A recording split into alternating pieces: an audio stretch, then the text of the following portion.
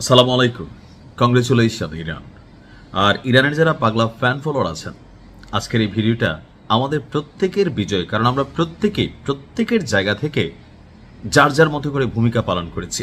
আপনিও এর গর্বিত অংশীদার, কারণ ইরানের 10 দফা দাবি পুরোটাই এই মুহূর্তে মেনে নিয়েছে মার্কিন যুক্তরাষ্ট্র। তো সবাইকে ঈদ মুবারক, পাশাপাশি ভিডিওটা শেয়ার করারও অনুরোধ রইল, কারণ আমি মনে করি এই যে ইরানকে আজকের জায়গায় আনা বা মার্কিন যুক্তরাষ্ট্রকে ঝুঁকানোর পিছনে আমি নাইমেরও ছোট্ট একটু ভূমিকা আছে, অডিয়েন্স হিসেবে আপনার ভূমিকা আছে, শেয়ারকারী হিসাবেও আপনার ভূমিকা আছে। সো খুশিটা ভাগাভাগি করে নেই। আজকে আপনারা জানেন যে কিছুক্ষণ আগে আমরা যে খবর পেলাম যে মার্কিন যুক্তরাষ্ট্র এবং ইরানের মধ্যে একটা যুদ্ধবিরতির চুক্তি হয়েছে। এখন মেইন কারণ কোনটা? ইরান কেন হঠাৎ করে যুদ্ধবিরতির চুক্তি মানলো? কারণ ইরানের যে 10টা দফা ছিল, সেই 10 দফা দাবি মার্কিন যুক্তরাষ্ট্রের প্রেসিডেন্ট ডোনাল্ড ট্রাম্প মেনে নিয়েছে। উপায় ছিল না, ঠেলার নাম কি? বাবাজি।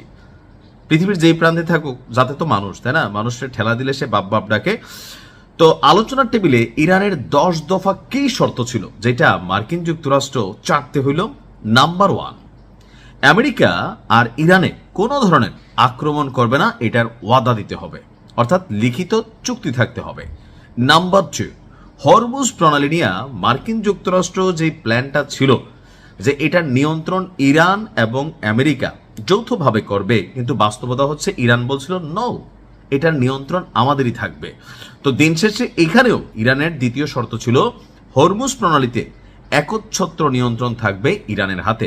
নাম্বার 3, যেটা ছিল মূল যুদ্ধের কারণ, ইউরেনিয়াম, অর্থাৎ পারমাণবিক সক্ষমতা ইরানের যেটা, তো ইরান ইউরেনিয়াম সমৃদ্ধ করার, অর্থাৎ এই কার্যক্রমগুলোকে চালিয়ে যাওয়ার, ইউরেনিয়ামের পরিমাণ আরও বাড়ানোর যে অধিকার, এটা আমেরিকাকে মেনে নিতে হয়েছে। নাম্বার 4, নিষেধাজ্ঞা প্রত্যাহার এবং বিদেশে আটক থাকা সম্পদ মুক্তি।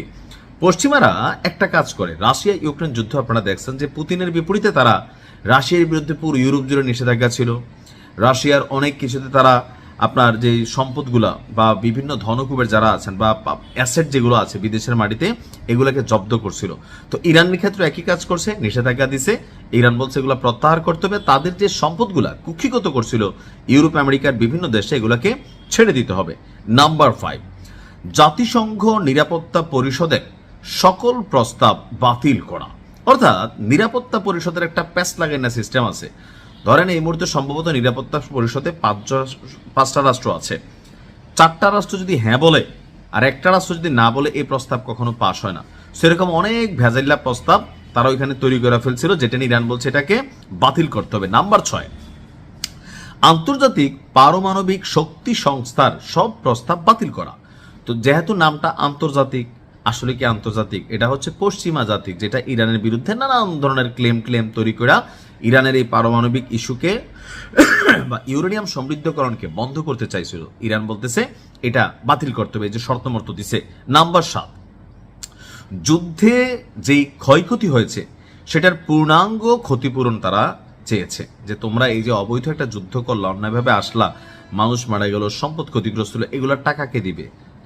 এই টাকাটা তোমরা আমাদেরকে দিতে হবে। নাম্বার 8, পুরো মধ্যপ্রাচ্য অঞ্চল থেকে মার্কিন সৈন্য প্রত্যাহার, অর্থাৎ যে সকল আরব রাষ্ট্রগুলো লাইক সৌদি আরব, কাতার, দুবাই, বাহরাইন, কোথায় নাই, প্রত্যেক দেশে যে ঘাঁটিগুলো আছে এগুলোকে সেখান থেকে সরিয়ে নিতে হবে। নাম্বার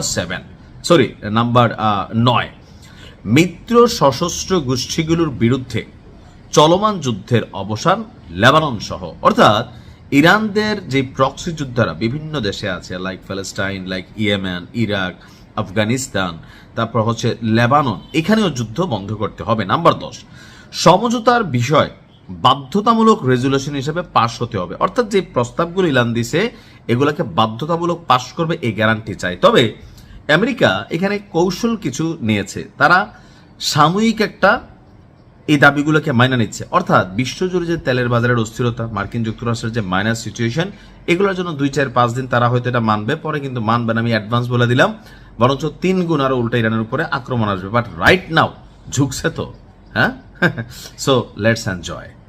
আল্লাহ ইরানকে ফতেহ দান করুক। আসসালামু আলাইকুম।